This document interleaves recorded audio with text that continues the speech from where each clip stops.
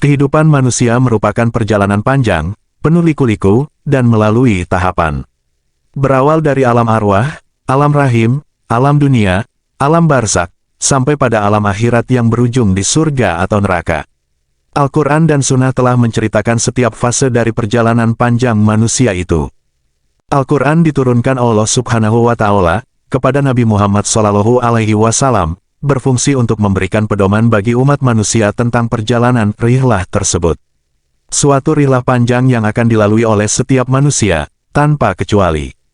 Manusia yang diciptakan Allah Subhanahu wa Ta'ala, dari tidak ada menjadi ada akan terus mengalami proses panjang sesuai rencana yang telah ditetapkan Allah Subhanahu wa Ta'ala. Saat ini ada dua teori yang menyesatkan orang banyak. Al-Quran dengan tegas membantah teori itu. Pertama, teori yang mengatakan manusia ada dengan sendirinya. Dibantah Al-Quran dengan hujah yang kuat, bahwa manusia ada karena diciptakan oleh Allah Subhanahu wa Ta'ala. Kedua, teori yang mengatakan manusia ada dari proses evolusi panjang, yang bermula dari sebangsa kera kemudian berubah menjadi manusia. Teori ini pun dibantah dengan sangat pasti bahwa manusia pertama adalah Adam alaihissalam. Kemudian selanjutnya anak cucu Adam alaihissalam, diciptakan Allah Subhanahu wa Ta'ala, dari jenis manusia itu sendiri yang berasal dari percampuran antara sperma lelaki dengan sel telur wanita, maka lahirlah manusia. Rasulullah Shallallahu Alaihi Wasallam semakin mengokohkan tentang kisah rihlatul insan. Disebutkan dalam beberapa hadisnya, jadilah kamu di dunia seperti orang asing atau orang yang sedang musafir, H.R. Bukhari. Dalam hadits lain, untuk apa dunia itu bagiku? Aku di dunia tidak lebih dari seorang pengendara yang berteduh di bawah pohon, kemudian pergi dan meninggalkannya, H.R. Tirmidzi.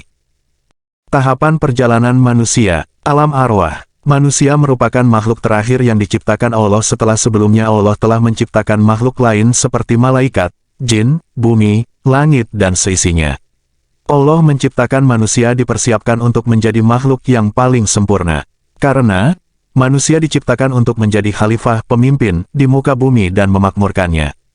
Persiapan pertama, Allah mengambil perjanjian dan kesaksian dari calon manusia, yaitu ruh-ruh manusia yang berada di alam arwah.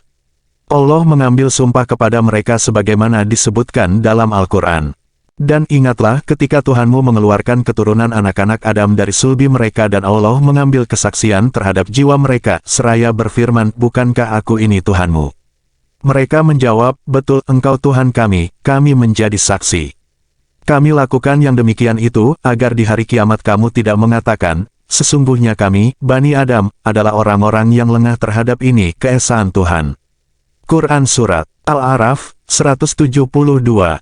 Dengan kesaksian dan perjanjian ini maka seluruh manusia lahir ke dunia sudah memiliki nilai, yaitu nilai fitrah beriman kepada Allah dan agama yang lurus.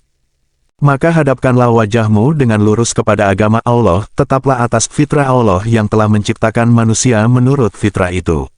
Tidak ada perubahan pada fitrah Allah. Itulah agama yang lurus, tetapi kebanyakan manusia tidak mengetahui. Quran Surat Ar-Rum 30. Rasulullah Shallallahu Alaihi Wasallam bersabda, setiap anak dilahirkan secara fitrah. Maka kedua orang tuanya yang menjadikan Yahudi atau Nasrani atau Majusi. H.R. Bukhari.